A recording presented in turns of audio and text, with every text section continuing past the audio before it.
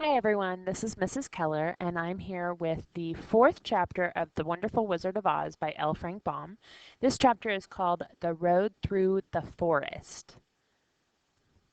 So to start, our first word is stumbled, and the sentence is, after a few hours, the road began to be rough, and the walking grew so difficult that the Scarecrow often stumbled over the yellow bricks.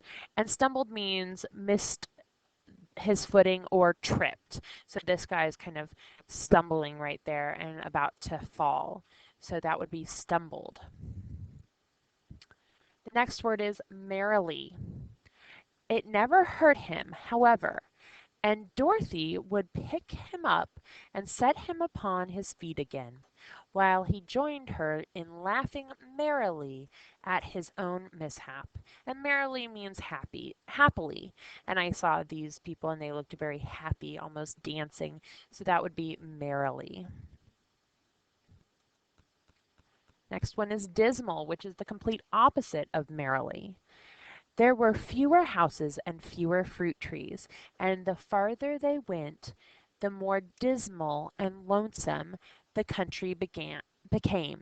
And dismal means unhappy. So here's some non-smiling face erasers right there. So that would be unhappy, dismal. The next word is spoil.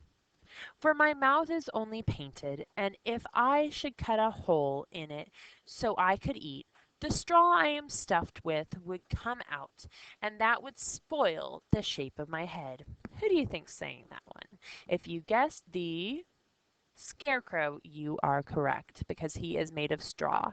And spoil means to destroy or ruin.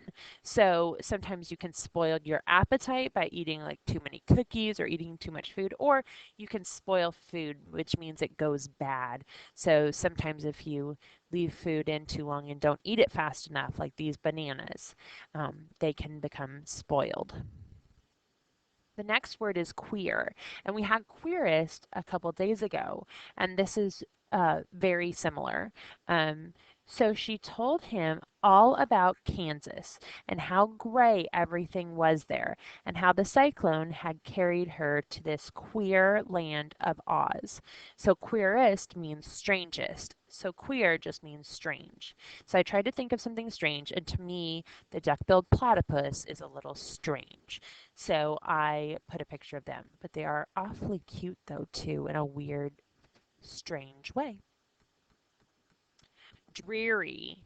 No matter how dreary and gray our homes are, we people of flesh and blood would rather live there than in any other country, be it ever so beautiful. So this is Dorothy talking about how even though her home in the Kansas prairie is very dreary, very gray, very unhappy looking, she just wants to be home because it doesn't matter what it looks like. It's really all about the people that are there. And she misses Aunt Em and Uncle Henry. So dreary, this looked kind of dreary, all gray. So that would be dreary. Sometimes the weather looks dreary when it looks all gray and maybe is drizzling or raining. The next word is reproachfully. The Scarecrow looked at her reproachfully and answered. And that means disapproving, so not very happy, like, you're not quite right. And this is actually the disapproving rabbits, and so he kind of looks like, not really. So disapproving. Next is glimpse. So he painted my right eye, and as soon as it was finished, I found myself looking at him and at everything around me with a great deal of curiosity, for this was my first glimpse at the world. And glimpse can mean quick look or first look. So this was the first time he got to see what Oz was made of when he opened his eyes. So there's really not a picture of showing somebody glimpsing. So right now would be the time that you can go glimpse at the person sitting next to you, or you're taking a glimpse at the computer screen by watching this. Our next word is deserted. I did not like to be deserted this way, so I tried to walk after them, but my feet would not touch the ground, and I was forced to stay on that pole. Again, this is the scarecrow talking about how he was left all alone. That's what deserted means. Left all alone there in the field.